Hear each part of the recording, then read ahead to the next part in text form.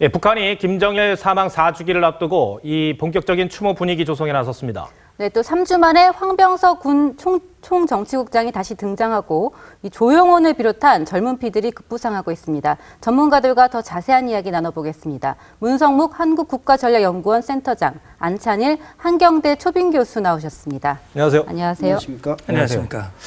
자, 이 김정은이 저희들이 보통 알고 있기로는 롤 모델이 할아버지 김일성인데 자기 아버지 김정일도 이렇게 띄우려는 그런 의도가 있나 봐요. 왜 네. 그렇습니까?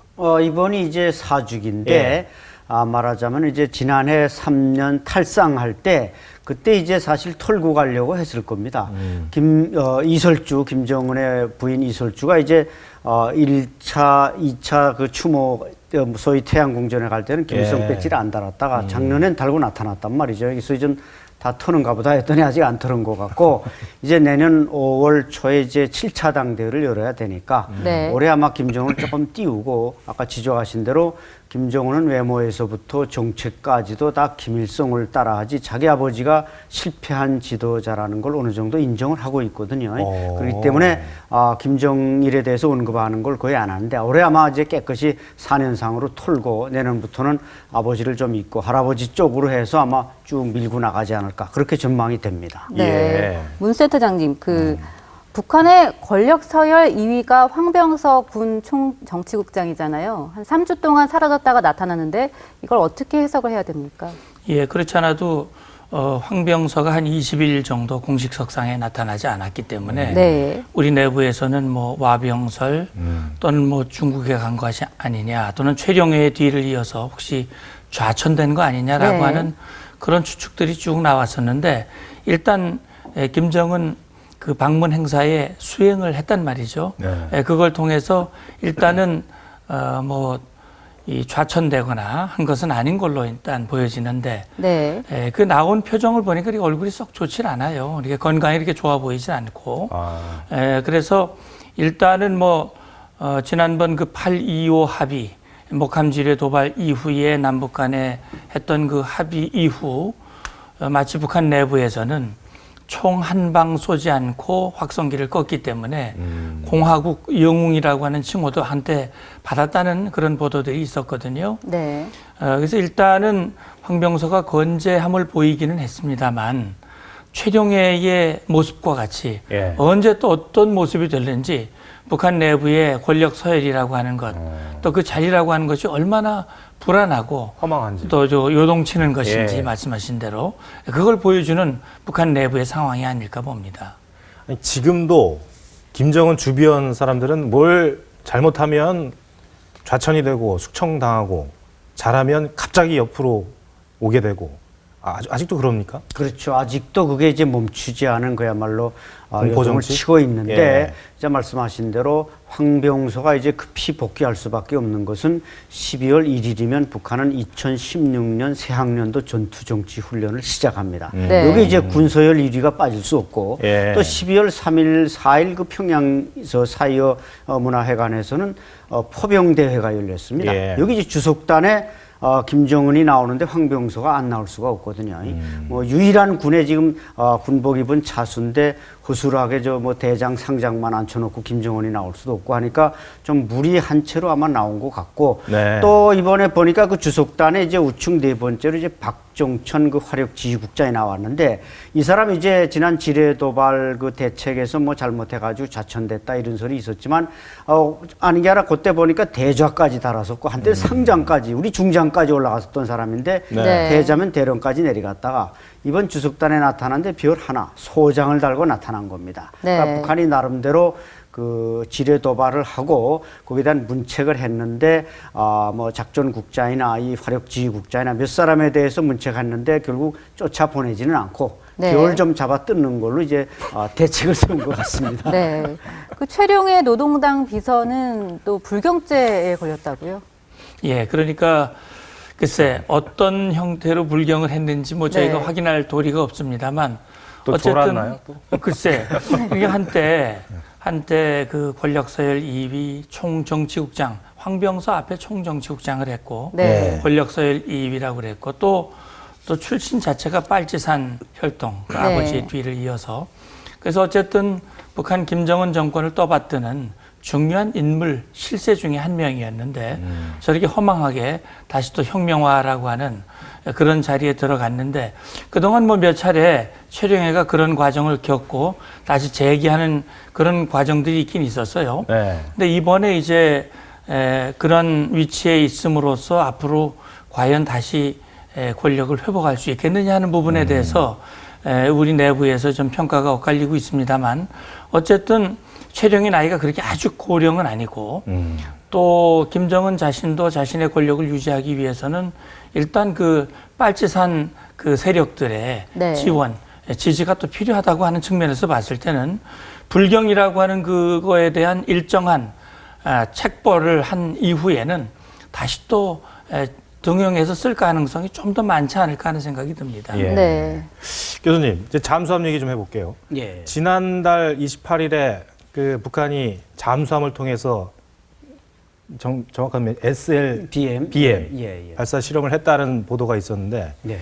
이걸 계기로 해서 대한민국에서도 잠수함 부대, 특히 디젤 잠수함이 아니라 핵 추진 잠수함 예, 이런 예. 것들을 우리도 전력을 보강할 필요가 있다. 예. 이런 것들이 대두가 됐잖아요. 네네. 예. 그렇죠. 그 아마 우리로서도 이제 뭔가 비장의 카드가 있어야 되니까 북한이 이게 입체적으로 우리 후방 좌우 측면 공격을 해올 때 막을 길이 없으니까 결국 자 지적하신 그런 핵 추진 잠수함을 예. 이제 배치를 해서 그걸 억제하겠다는 건데 뭐 빠른 대책이라고 대응이라고 볼 수 있고요.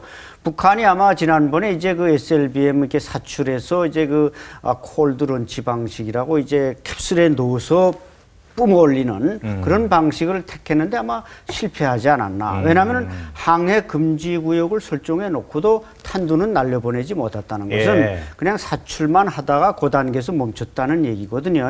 이렇게 볼 때 북한이 물론 앞으로 3년 내지 4년은 더 걸린다 이렇게 보는 군사 전문가도 있지만 이 SLBM이라는 게 육지에서 한 번 또 바다에 착 들어와서 한 번 그다음에 실제로 쏠 수 있는 위치에서 뭐 수심 한 뭐 5, 60m 이상에서 또 한 번 해야 되는데 네. 아마 북한이 그 3단계까지 온 것 같습니다. 네. 그러나 북한의 어떤 그 군사 기술적인 문제를 볼 때도 이게 결국 어떤 인민무력부 소관이 아니라 지금 제2자연과학원 그 핵무기를 개발하는 그 단위에서 나와서 그걸 실험하고 있거든요.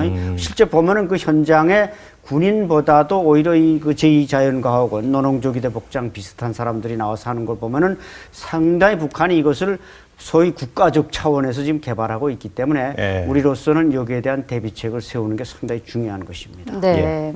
이번 주에 개성에서 남북 차관급 회담이 열리는데 어떤 얘기들이 좀 오갈까요? 예. 이제 그 말씀드리기 전에 이제 SLBM과 관련해서 네. 우리가 이제 핵추진 잠수함 말씀을 하셨는데 핵추진 잠수함이라고 하는 것이 용이한 일은 아닙니다. 아, 그래요? 예. 지금 예. 이제 우리로서는 그 NPT에 가입이 돼 있고 핵을 이용한 그런 문제에 대해서는 상당히 여러 가지 국제 협약을 지키는 문제들이 있기 네. 때문에 예. 그래서 그 문제들은 앞으로 우리가 그 북한의 위협 또 여러 가지 상황들을 고려해가면서 이제 해야 될 일이고요. 북한으로서도 신포급 SLBM을 장착하는 신포급이라고 하는 것이 아직은 핵 추진 기술이 안 돼 있기 때문에 예. 따라서 그것이 실제로 미국의 위협이 되려면 그런 부분까지 돼야 하는데 그것은 아마 조금 시간이 걸리지 않을까 보고요.